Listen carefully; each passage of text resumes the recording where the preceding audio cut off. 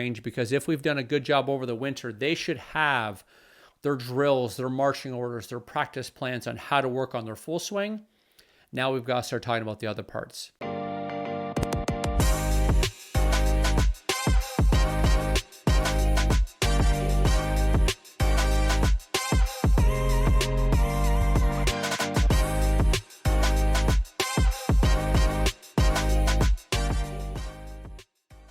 Hey there, welcome to episode 12 of the Golf Never Sleeps podcast. My name is Ryan Roblard. I'm a PGA of Canada golf coach. And on this podcast, I like to take some time to break down some different topics and some different things that can help players shoot lower scores and practice more effectively. Today's episode is going to be a little bit different, and I guess I'm going to preface it by calling it more of a business breakdown. And I actually have a couple guests lined up, finally some guests, not just my voice, where I think there'll be an opportunity to learn about their business and the way that they do things and why I think they have some very unique programs that I think yield some really cool results. And what I started to do today, or what I've decided to start today, because I get a lot of inquiries about my own program, is give you a breakdown of my own program.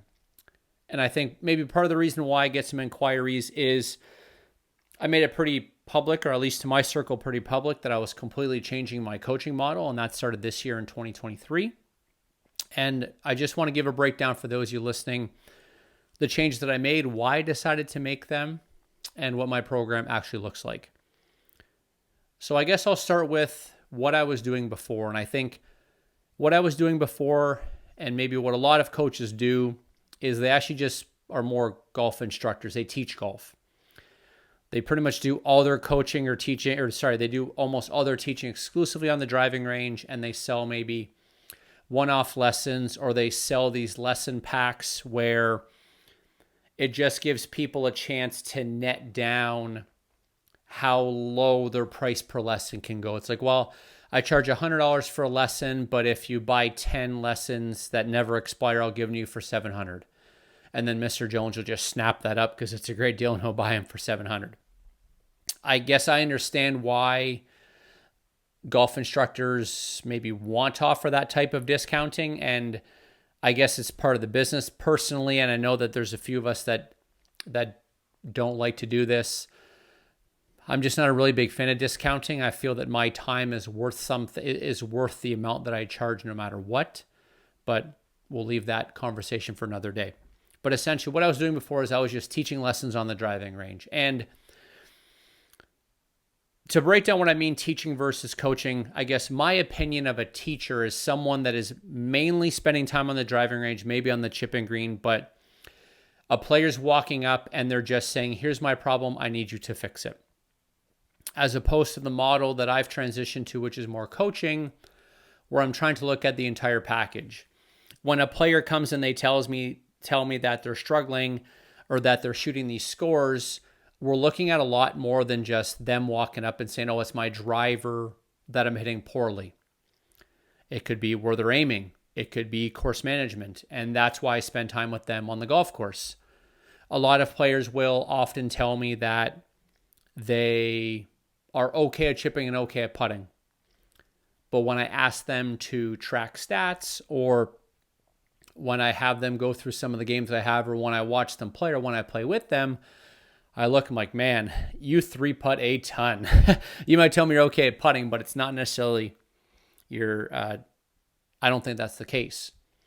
So I believe that coaching is I'm spending time watching players play. I'm on the golf course with them. They're watching me play, and we're openly having conversations about their entire game.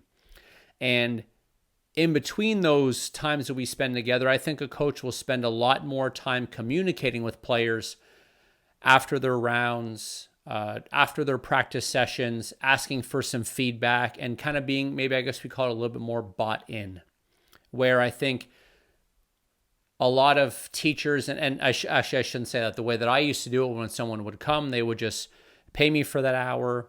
I would help them with the problem that they think is the biggest problem, and then away they would go. So now that I've kind of laid a little bit of the groundwork, what does my program look like? So right now, the way that I pitch my program is it starts January 1st, and it's broken down essentially into 4 seasons. Season 1 is what we'll call the start of the off season. So it's January, February, March, that first quarter. And that's where I'm normally seeing players usually every week, or at least 3 times a month. And because we're indoors, we are mainly working exclusively on technical golf swing and maybe a little bit of chipping, maybe a little bit of putting, but this is our golf swing time. All my lessons are taught with technology, normally TrackMan, where we're getting some numbers to find out what do we have to improve, what metrics do we have to improve to help this player, whether it be hit the golf ball farther, hit it more efficiently, control it more. That is our focus in that time of the year. Hey, I hope you're enjoying this podcast episode. If you are, I have a favor to ask. If you're watching on YouTube, please make sure that you subscribe to this channel, like this video, and make sure you hit that bell to make sure you get notified on when a new episode drops. If you're listening on Apple Podcasts or Spotify or wherever you listen to your podcasts, please make sure you subscribe there as well. But if you could leave me a rating, wherever you're listening or watching, if you do those things for me, it really helps the podcast grow and also motivates me to put out more content. And as always, on any platform, if you ever have any questions, please reach out, let me know. I answered every comment. Now let's get you back to your episode. It's also a big time of the year for players to make changes to their body, whether we have players that are looking to train to increase club head speed, or whether we have players that are working on getting more flexible or improving their mobility or their stability. This is also a big time for that. A lot of my players, and I've talked about this in a previous episode, that are connected with my medical and fitness team, we're doing a lot of work in these 3 months. The next 3-month part is April, May, and June, and we'll call that early golf season. Early golf season, the weather's starting to change. We've done a lot of golf swing work. Golf courses start to open. The time that we spend outside is not necessarily so much time on the driving range, because if we've done a good job over the winter, they should have their drills, their marching orders, their practice plans on how to work on their full swing. Now we've got to start talking about the other parts. I'm talking chipping, I'm talking putting, and I'm also talking getting on the golf course and see how they make decisions and manage their way around the golf course. That's quarter 2. Quarter 3 is, I guess, what we'll call the dog days of summer. July, August, September, usually when the bulk of the golf is played. We've already been working on it for 6 months. It's a lot of playing golf. It's a lot of checking in between rounds. It's a lot of communication, not always necessarily in person. I feel it during those months, I don't see my players one-on-one a ton, because if they're competitive players, they're right in the middle of competitive season. And if they're just recreational players, they're on their golf trips. The kids are out of school. They have all those different things going on. And the way that the program is structured is that in those 3 months, I want them playing golf. Now, that doesn't mean they don't hear from me or that I don't hear from them. A lot of them will send me videos, and a lot of them will check in after driving range sessions and practices and rounds on the golf course, and we can go that way. And obviously, with all of my players, they have unlimited access to me to send me videos whenever they want. Now, the fourth part of that, which is October, November, December, is a little bit of a wind down. We're still getting together. Usually I'm seeing those players at least once a month, maybe twice a month. And during that time, we are, especially once we get into, let's say, middle of October, November, golf courses have started to close, or even in October, we're recapping what we've accomplished this season. We're setting goals, and we're already starting to work into next year. I recently launched an episode. You can go back and watch it about the golf season's not over. And that's kind of what I'm talking about here. So in that fourth part, we spend some time kind of assessing where we are, assessing what's got to get better, but the opportunity to improve never ends. So far I've given you a little bit of breakdown on the change I've made, what that program looks like on a yearly basis. And questions I get from a lot of people is, who is my program for? I explain my program to people, and sometimes I get a little bit of pushback where they go, ooh, I'm not looking for something that intense, or I'm not looking for something that is that involved. I'm just looking for a couple of lessons to help me with my slice. And I totally understand that, and I totally understand where they're coming from, and I usually try to make sure that they understand where I'm coming from, where It's very rarely that a player can get 2 hours of instruction and that's going to solve a problem for good. And I know that there's recreational players, and I know that there's players that don't take the game maybe as seriously. I totally understand that. And I believe that there are coaches and teachers that can help those players. But I believe with where I'm at right now, or what I believe helps players get better the most, reduce their scores by the most, is it has to be a year-round approach, because I believe that does a couple of things. When a player signs up with me, they know for the year that they're committing to 20 or 30 or 40 or 50 hours spent with me. They know that they're committing to that. It's not based on their schedule. They're committing to it. They're buying in. So I know that they've bought in. They've committed to that amount of time. And I think also on the other side, they know that they are getting a lot of my time as well. All of my players, and I always tell them this, they have unlimited access to texting me or checking in with me or calling me or sending me pictures of their scorecards. They can always do that. And I believe that's something that is very important. Sometimes it takes players a little bit of time to warm up to getting used to checking in that often, but if they play brutally, I want to know. If they shoot their best score ever, I want to know. Because if I don't see a player for 2 weeks, but they've gone to the range twice and they've played 4 times, I want to know what actually happened during that time. I don't want them to spend the first 5 or 10 minutes at a lesson, well, I think I kind of did this. Or if they check in with me after every single round, every single practice session, and maybe I'll ask them another question back by text, by the time they show up, I already know what we have to work on. I recently played with a player and he was having a fantastic round, and I kind of laughed at his score because we were partway through a round and he had like 2 drives that went in trouble. He wasn't really toast. He just had hit like a pretty straightforward, wide open little punch out shot. Just had to keep it low. Both times the player shot it up to in the tree, got bad bounces, and ended up making big numbers. And I looked at his score after and I said, like, the next time we have a lesson, I said, we're only working on punch out shots. And he kind of laughed. And I was like, and I explained to him, I said, like, I'm pretty certain you wasted 3 shots today by not knowing just how to hit like a 60-yard punch out shot. He's probably never thinking about that to tell me that. And if I don't play golf with him, I never see that happen.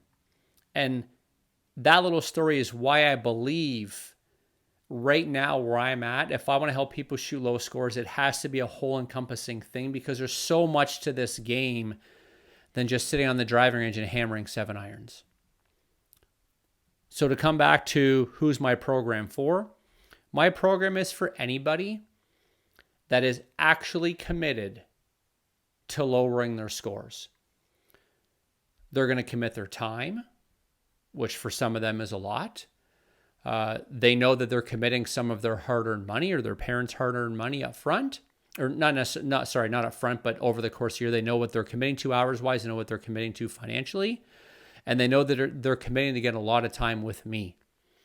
And if I get a player that knows it up front and that they're bought in, this isn't a 10-lesson pack that they can stretch out over 5 years. We've got 12 months. This is what we're going to do. Let's go. Those are the people that I want. Age doesn't matter. Skill level doesn't matter. If you are committed and serious about shooting lower scores, let's get you in a year-long program and let's get it done. I have adults. I have two men over the age of 70. I have a woman who's in her 30s who's a only relative beginner, only been playing golf for a year. I have juniors. I have competitive players. I have college players. I have them all, but they all check those boxes. And for me, the thing that really revs my engine is people that are bought in and spending time with them and helping them shoot low scores.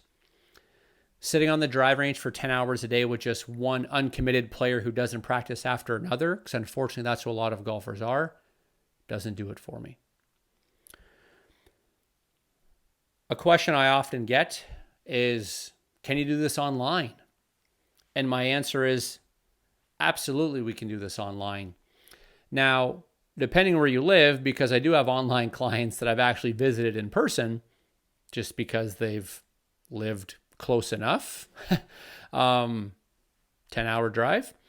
Not saying I'll do that for everybody, but this can certainly be done online as well. And what that looks like from an online perspective is we can have one-on-one FaceTime lessons. We can have one-on-one phone calls. But a lot of it, when it becomes online, is you're sending me scorecards, pictures of your scorecards. We're tracking stats. We're debriefing rounds. We're spending time talking about practice plans and developing practice plans and asking for feedback after those practice plans. This can 100% be done in an online format. I believe it means that the communication has to go up because I don't get to see you play, but we ask a lot more questions, and usually there's an understanding that from them, I'm going to need a little bit more information coming my way. But same thing, if they're committed and they're willing to share, I believe I can help them a lot more than the one-off lesson online where someone signs up for an online lesson, says, help me with my slice, and they give me no feedback. That doesn't work. I don't think that works. So I've given you a breakdown of my program and the shift that I've made to my model. A question I do get a lot is, well, what if I just want one lesson? Or you have this program, how do I know if I even like you? Can we get together for just one session? And the answer to that is yes. If you want to get together for one session, I do offer a one-off session, but again, it's kind of a little bit on my terms. I call it a 3-hour complete game assessment. And I don't care if you think it's your driver, or I don't care if you think that it's just your chipping, or whether you want to join a program or not. If you're going to get together for me for one session, we're going to look at everything. And what I mean by that, we're going to do a physical assessment of your body. We're going to check mobility, stability, see if we have any issues there. We're going to look at full swing. I'm going to get some force plate data. I'm going to get a 3D swing analysis. We're going to look at chipping. We're going to look at putting. I'm going to look at the whole thing so that at the end of those 3 hours, instead of just trying to say, here's your one problem, I'm going to say, I've looked at your body, your golf swing, your chipping, and your putting. Here is where I believe you are deficient in all of those. And based off of the information you've given me and what I've seen, I think the part of your game that definitely needs the most amount of work is this. If they decide after that they never want to come back, that's fine. They'll have a ton of information to take away. But it's also a great entry point for players that want to get into my year-long coaching program to see what I'm all about and how I operate, not just in 1 hour, but in more of a complete 3-hour session. Is it a lot? Yes. Is it intense? Maybe. Is it different than a lot of other instructors? Absolutely. I guess the thing that I've looked at is I want to do things differently. I want to be more involved, and I want to help players shoot lower scores faster. That's why I go about it this way. So that's a breakdown of why I've switched to year-round coaching and a little bit of what that year-round coaching looks like as of right now. We're heading towards September 2023, and I'm already going through the process of revising because there's some things I want to improve on, some things I want to tweak, a few things that have to go, a few things that have to add. But I'm really looking forward to 2024 and continue to enhance my program for all of my players to help them shoot lower scores. If you're interested in learning more, you can send me an email, ryan@robillardgolf.com. So that was episode number 12, Business Breakdown of my coaching model. I hope you've enjoyed it. As always, if you like this, please let me know. Don't be afraid to subscribe or share it, send it to someone else. And until next time I see you, happy golfing.